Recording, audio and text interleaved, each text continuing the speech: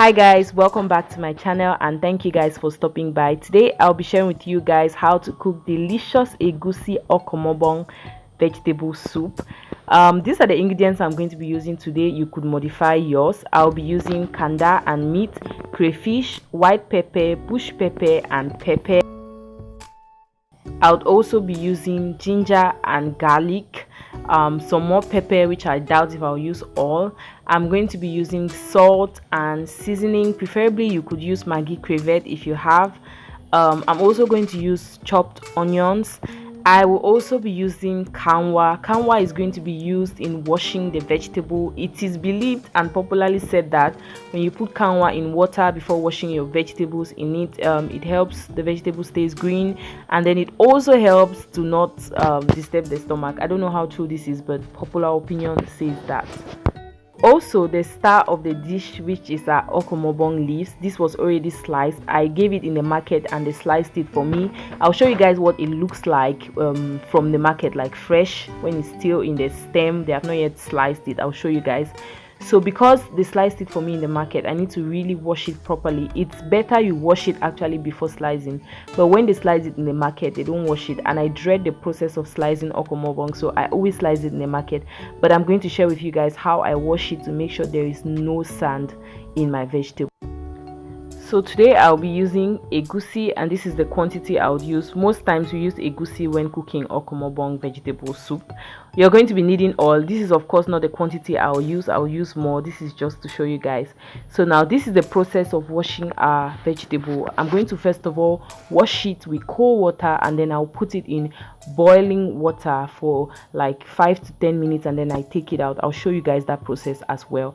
So now for me to wash my okomobong vegetable, I put it in a bowl and then I put it under running water, and then I keep pressing it down to make sure all the vegetable goes into water, and I allow the water to flow and get over the vegetable, and then I'm going to allow it sit there for a while. I'm going to shake it and allow it sit there for a while.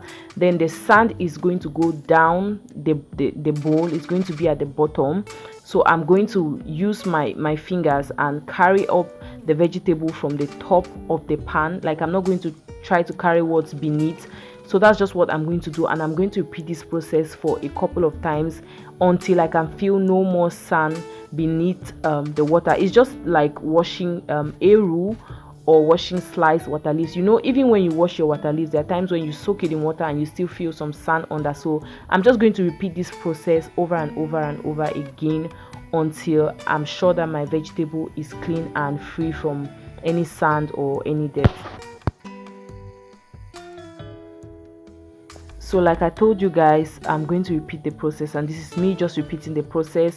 You want to do this over and over again until you're sure you have no sand in your vegetable. There's nothing as bad as eating vegetable that smells delicious, tastes delicious, but it has sand in it. It doesn't go down. So just take your time and do this process, or you wash your vegetables yourself at home before slicing it. So I'm done washing my vegetable, and right now I'm just going to run my limestone or KANWA through a sieve.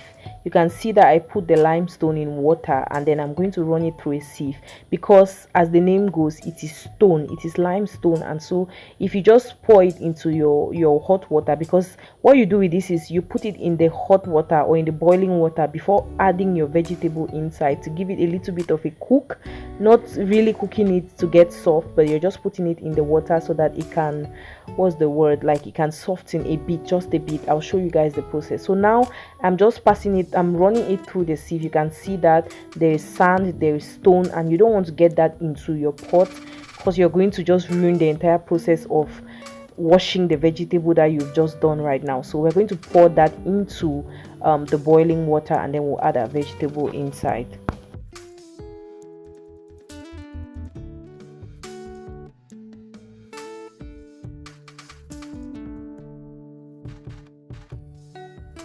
So after adding the vegetable into the boiled water, we leave it aside for 5 to 10 minutes before taking it out. While that is in the water, I'm just going ahead to boil my kanda, cow skin, and my meat, and I'm going to add half of all of the spices I showed you guys earlier: the ginger, the garlic, the white pepper, the bush pepper, the seasoning cubes and salt. I'm going to put all of that in the meat. This is going to be the base for my egusi. I'm going to use the stock that comes from this meat and kanda to cook my egusi. So I'm going to put all the spices that I showed you guys, just half of it, and then towards around the time when I'm adding my vegetable into the egusi, I'm going to add the remaining spices, mix it up, and then add my vegetable and cook it for a little bit again. So let's keep cooking. Pepper, some bush pepper. I'm not going to add all of it yet, and then some of the pepper. So while our meat and kanda is boiling, I move over to the pot that has boiled water, not boiling.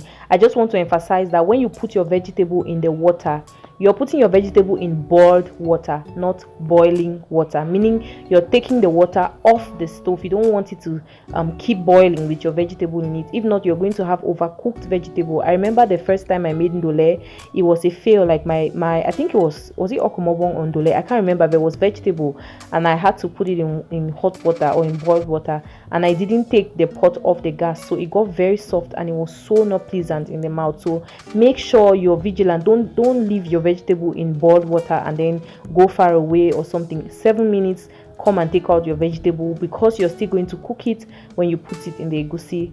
Yeah, so I just did that. I take out my vegetable right now, and my meat and kanda is currently boiling.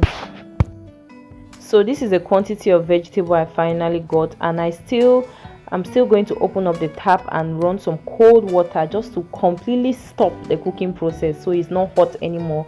I just run some cold water on it and then I squeeze the water out.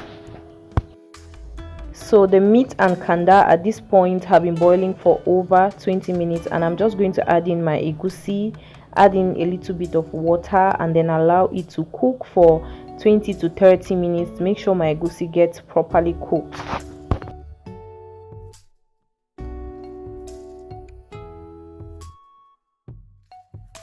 So it's almost time for me to add in my vegetable, and I'm just going to add in the leftover garlic, ginger, white pepper, bush pepper, seasoning cubes, and then I add in a little bit more water. Leave it to cook for like 10 minutes again.